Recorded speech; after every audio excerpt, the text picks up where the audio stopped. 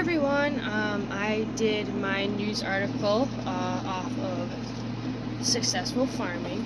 It's titled "Farmers Hit by Supply Chain Delays Expect Higher Input Costs," and this was written by Chuck Abbott.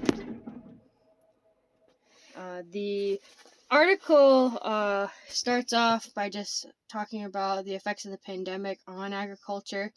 Even though it affected the human population, it really affected agriculture as well. It created a supply chain delay that affected the ag economy significantly, and this was a combined result from lack of extra workers, raising fuel prices, and other concerns such as the ports being blocked for getting out of country goods.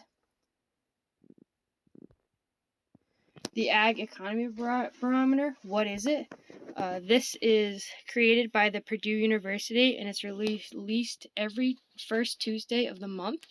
It's based off an index survey of 400 agricultural producers on economic sentiment each month, mostly large scale, however. Even though it is large scale, I would think that it should be a good representative for the small scale farmers as well, because we all are within similar markets, so it's also a good thing to go by. What does the January 4 report say? Stated 4 of every 10 reporting farmers stated that the purchasing of inputs such as fertilizer and farm equipment parts have been difficult. I personally know that the farm equipment parts have been difficult to come by. My boyfriend is a mobile diesel mechanic, and to find certain parts, especially during the John Deere strike, it was very hard, especially getting the correct parts in as well. The lack of workers really put a hindrance on that. Now back to the slideshow. U.S. farmers and ranchers stated that they expect to see a 20% increase in the price of inputs over the next year, and compared to last year they only predicted a 12% increase. So how does this affect the sales world? Well, if farmers are budgeting at the beginning of the year and they're expecting such a high increase in their input prices, such as fertilizer and seed price, they're not going to want to be as willingly to purchase new equipment or fix older equipment because of they have to budget for such high prices. They don't want to lose too much income because they have to keep the farm running. So I found a quote reflected by James and Michael in the article. They stated 45% of respondents said that the tight farm machinery inventories impacted their machinery purchase plans, and 39% of the producers in this month's survey said they've experienced difficulty in purchasing crop inputs for the 2022 crop season. Production costs are on the rise. It was estimated that farm production costs rose at 8.3% over 2021, and this was reported by the USDA.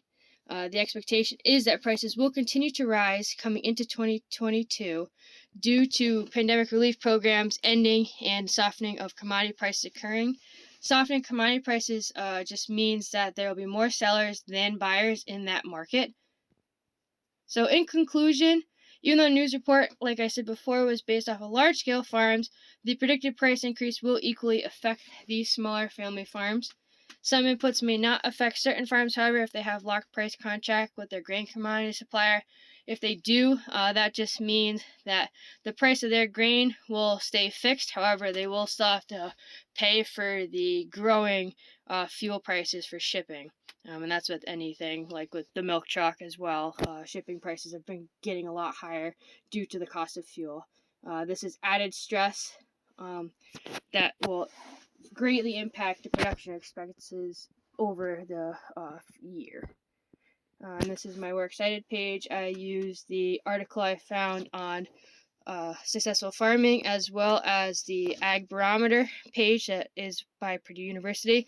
And I wanted to state that all the photos used in this slideshow are of my own. I enjoyed sharing them with you guys, and thank you so much for watching.